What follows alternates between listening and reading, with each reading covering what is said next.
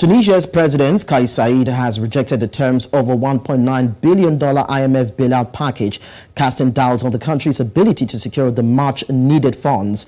In his strongest statement yet, Said criticized the foreign diktats or harsh criteria of the IMF on securing the fund and said that Tunisia would not accept any conditions that would harm its sovereignty.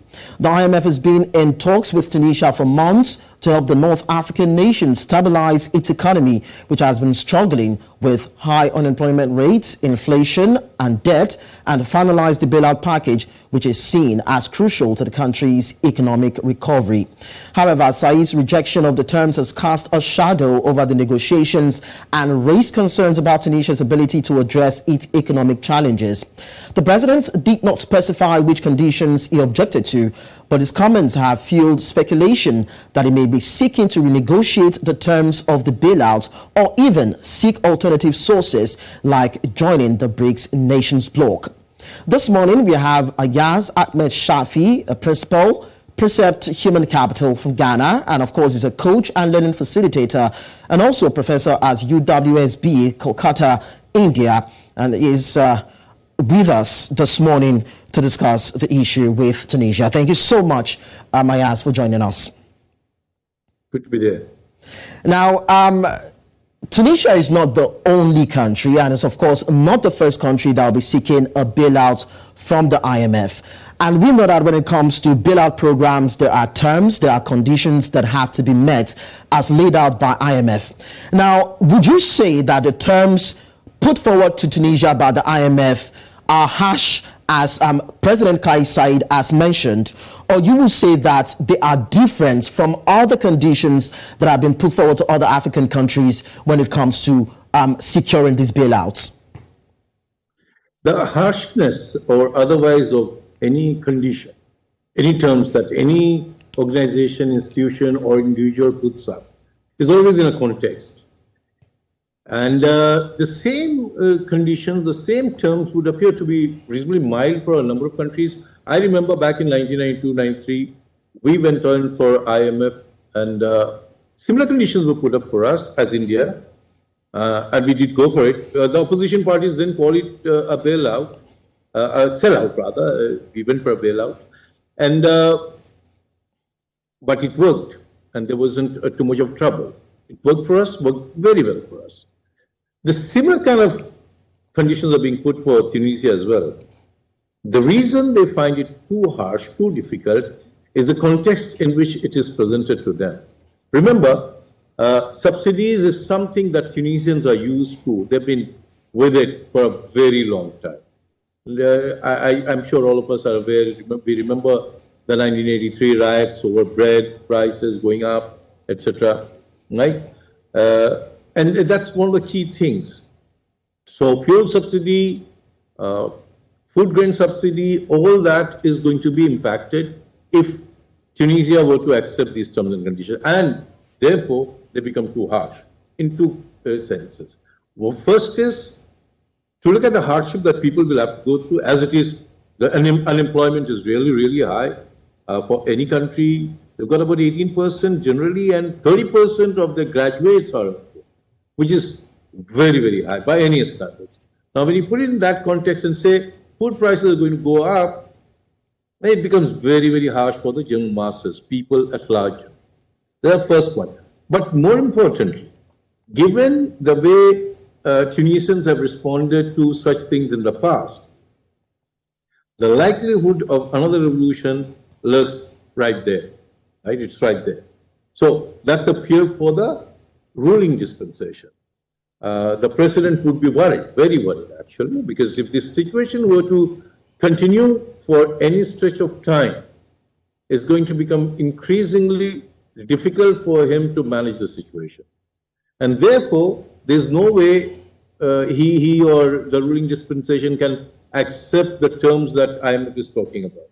Cut the wage bills. I mean, again, I think it's about 18% of the GDP that is paid out as wages to public sector employees and bureaucrats. That's phenomenal.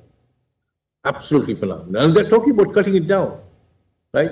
Again, that's a large segment for the president himself and the ruling districts. dispensation. Therefore, they become very harsh. These become very, very harsh, right? And to that extent, I would agree with the president and say, yeah, these are harsh conditions. But the fact remains that you can't come out of a situation of the kind that Tunisia finds itself in without drastic measures.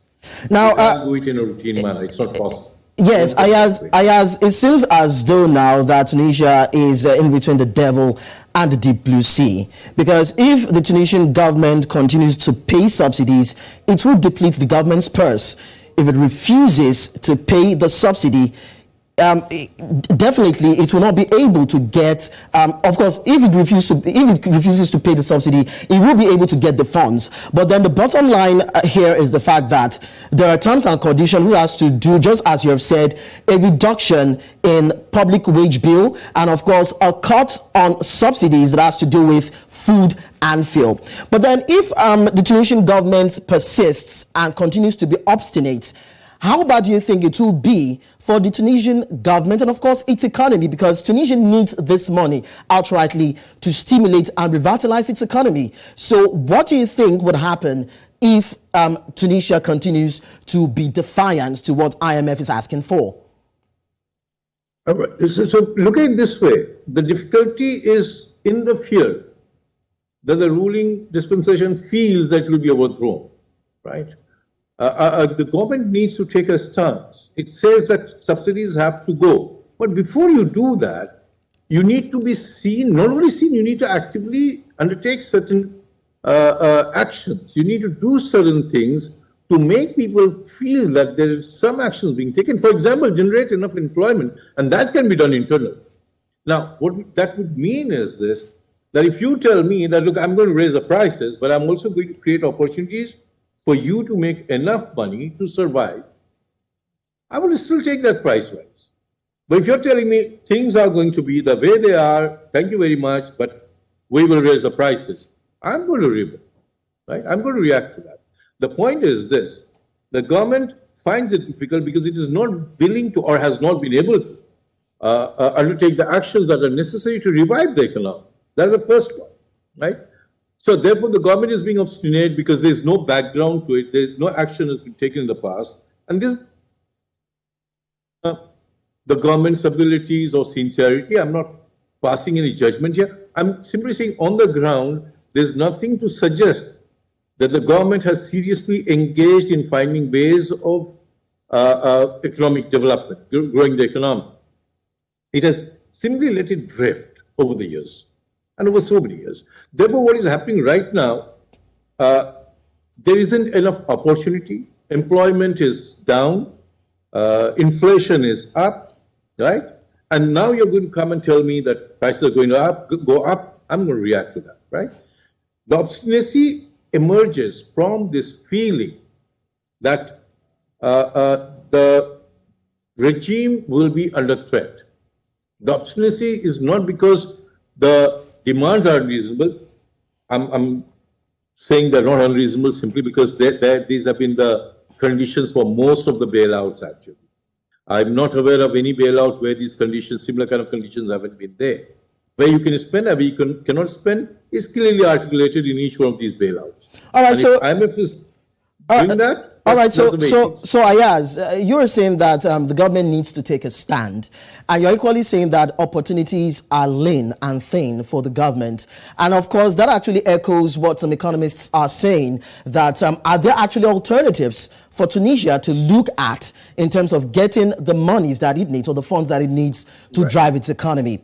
Because the president came out to say that now that it is refusing the terms that IMF is putting forward, Tunisians would have to count on themselves. Now, I don't even understand what it means when he said that Tunisians would have to count on themselves. But then if we are to look inwards, what do you think that, in terms of alternatives, that the Tunisian government can do? Is it to look at domestic lenders or to look at its apex bank to see how it can raise the finance that it needs to push its economy and, of course, solve the various challenges that is affecting, of course, its economy?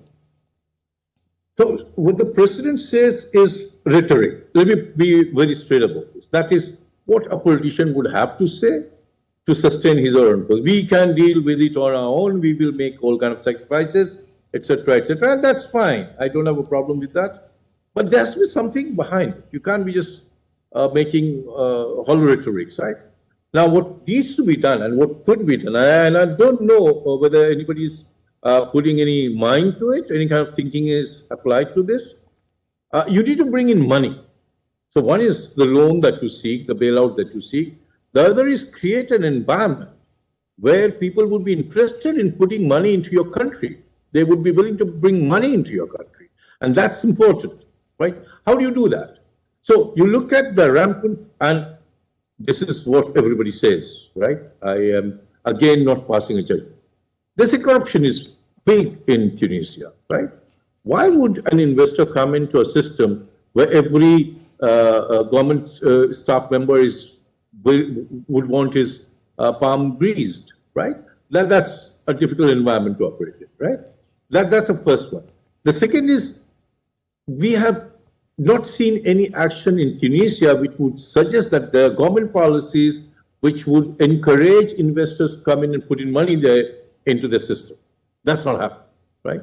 There is no initiative which would suggest that manufacturing is going to be backed up so foreign investors can come in, set up plants and businesses there.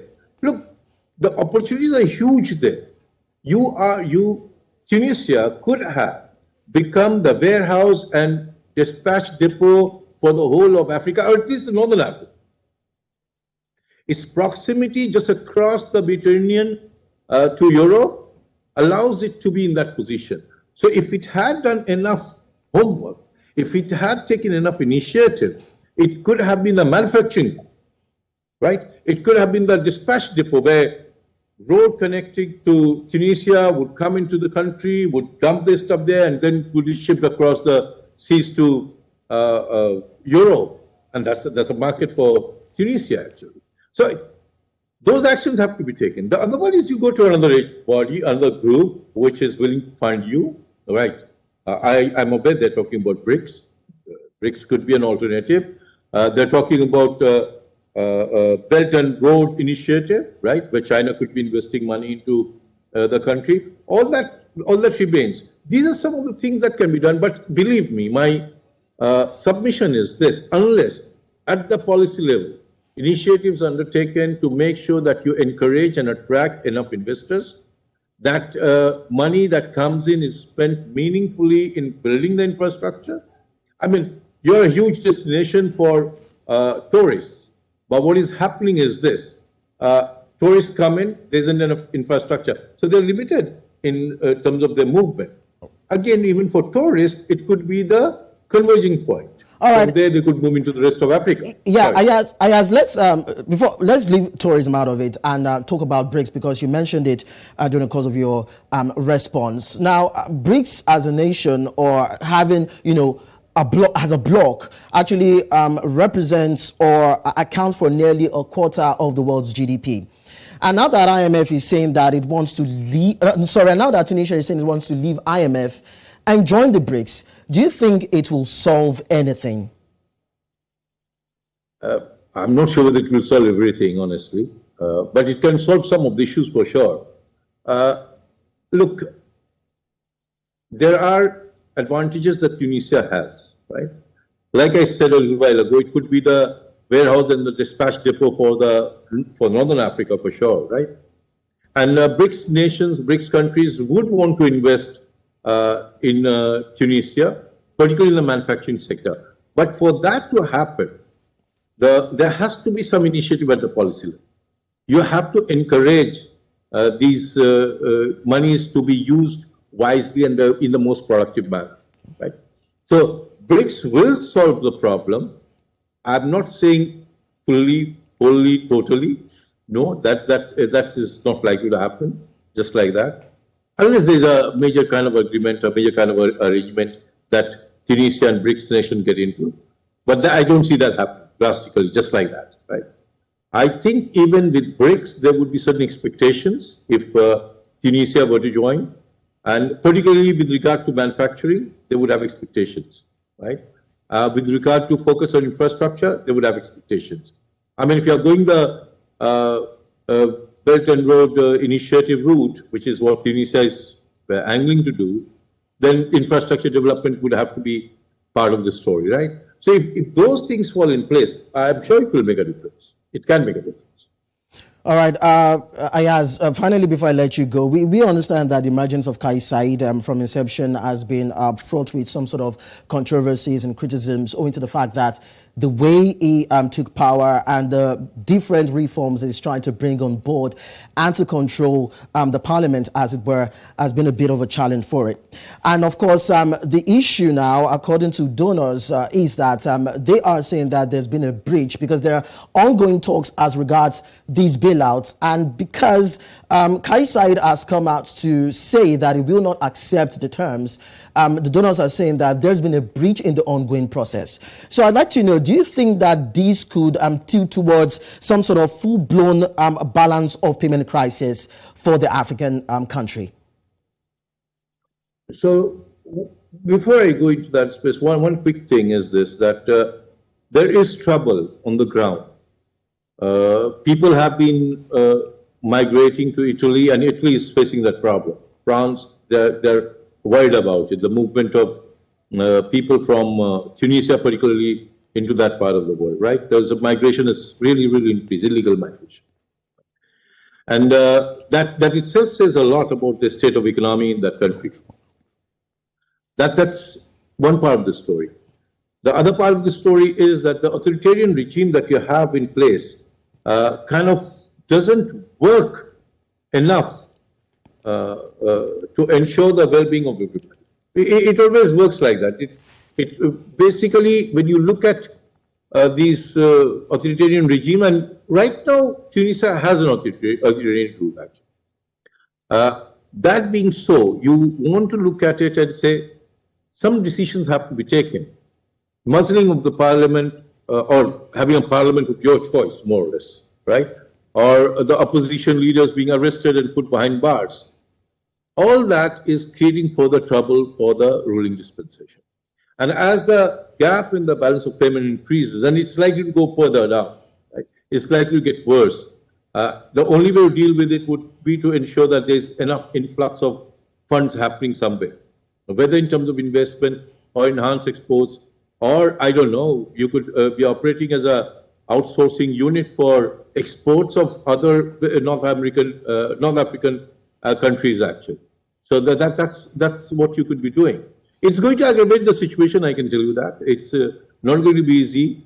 Not going to be easy in here in Algeria, in some other countries in Northern Africa. It's not going to be easy. All right, quickly permit me to chip this in. Now, Algeria is also planning to join the Brics. So, do you think it also has an equal opportunity as Tunisia might have if it is given the opportunity to partake in what Brics uphold? Similar issues are there. The issues are pretty much similar, actually. And that being so, I see the same kind of result for Algeria as well, right? So, if that happens, you will find that they may be inducted. Look, there's another political aspect to the whole story. Brics would want to enhance its clout for sure. So in inducting members with lower GDPs, much lower GDPs, I don't think that will be much of an issue. They are likely to look at it more from a strategic perspective. And in terms of strategy, both Algeria and Tunisia are important countries. Strategic locations, from a business perspective. Therefore, I don't see them struggling in terms of getting into Brics. What I can foresee is the conditions that will be set for them would be easier than the IMF, my assumption, but may not be very simple to execute given the political, social dynamics in both the countries right now. All right, thank you so much, Ayaz, for joining our conversation. It's been good. Wonderful being with you. Thank you very much for your time. Yeah, you're welcome.